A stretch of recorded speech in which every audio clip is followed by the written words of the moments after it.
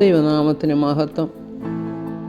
National apostolic മീഡിയയുടെ വചനധ്യാനത്തിലേക്ക് ക്രിസ്തുയേശുവിൻ്റെ ധന്യനാമത്തിൽ ഏവർക്കും സ്നേഹവന്ദനം.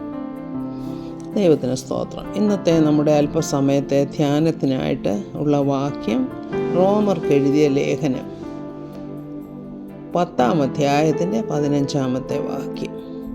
ആരും അയക്കാതെ എങ്ങനെ പ്രസംഗിക്കും? നന്മ സുവിശേഷിക്കുന്നവരുടെ കാൽ എത്ര മനോഹരമെന്ന് എഴുതിയിരിക്കുന്നുവല്ലോ.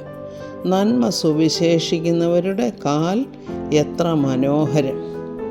എന്തുകൊണ്ടാണ് ഇവിടെ നന്മ സുവിശേഷിക്കുന്നവരുടെ കാൽ എന്ന് പറയുന്നത്? അത് നമ്മൾ നോക്കുകയാണെങ്കിൽ അതൊരു ആലങ്കാരികമായിട്ട് എഴുതിയിരിക്കുന്ന ഒരു വാക്കാണെന്ന് നമുക്ക് മനസ്സിലാകും.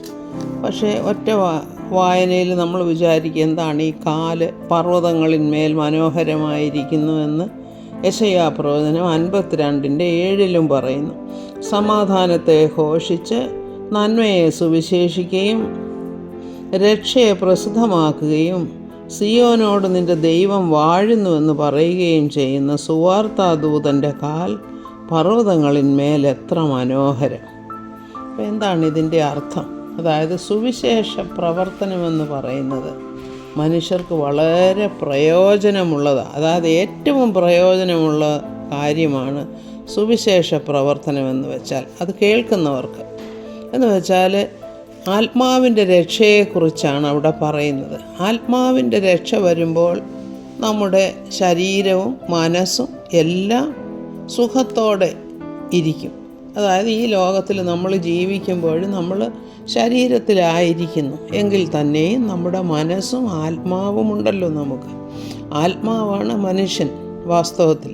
അപ്പോൾ ഈ ആത്മാവിനെ ഒരു ശരീരത്തിൽ തന്നിരിക്കുന്നു എന്ന് മാത്രമേ ഉള്ളൂ. അപ്പോൾ അതിൻ്റെ ചിന്തിക്കാനും തീരുമാനമെടുക്കാനും ഒക്കെയുള്ള ശക്തിയാണ് ഈ മനസ്സെന്ന് പറയുന്നത്, മനസ്സ്, ബുദ്ധി.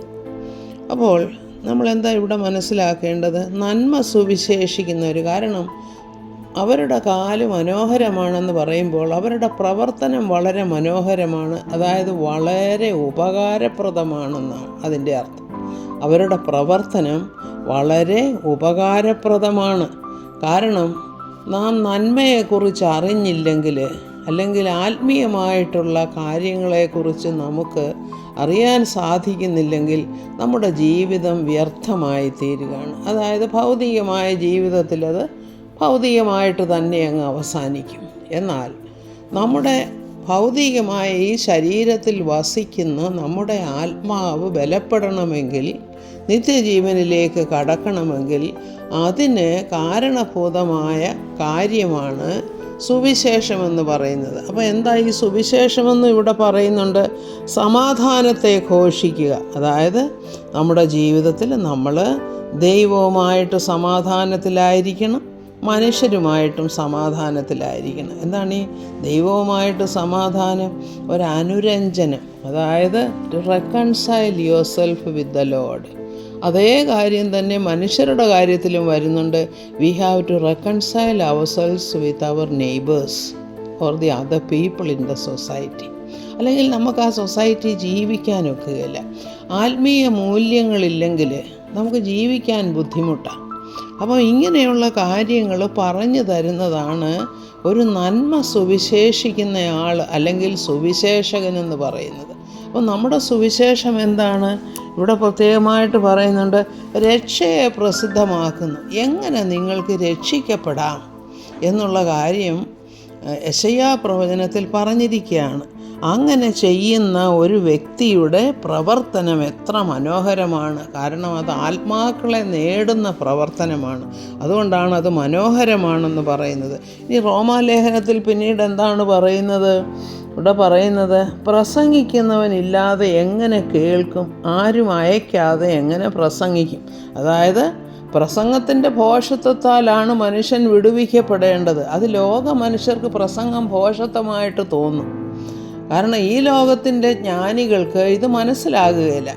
അവർ തത്വജ്ഞാനവും മറ്റു കാര്യങ്ങളും ഒക്കെ പറഞ്ഞ് അവർ പറയാം ഇതിനകത്ത് എന്താ ഇത്ര വലിയ അർത്ഥമിരിക്കുന്നതെന്ന്. എന്നാൽ അതിലാണ് യഥാർത്ഥമായിട്ടുള്ള അർത്ഥമിരിക്കുന്നത്.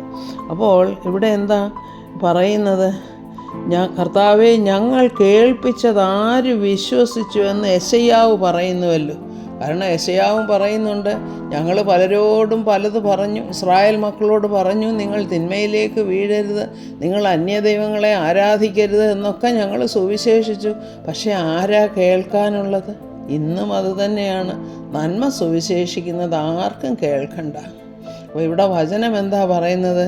ഈ വചനത്തിനല്ലാതെ നമ്മെ നന്മയിലേക്ക്, നിത്യജീവനിലേക്ക് കൊണ്ടുവരാൻ പ്രാപ്തമായത് മറ്റൊന്നുമില്ല.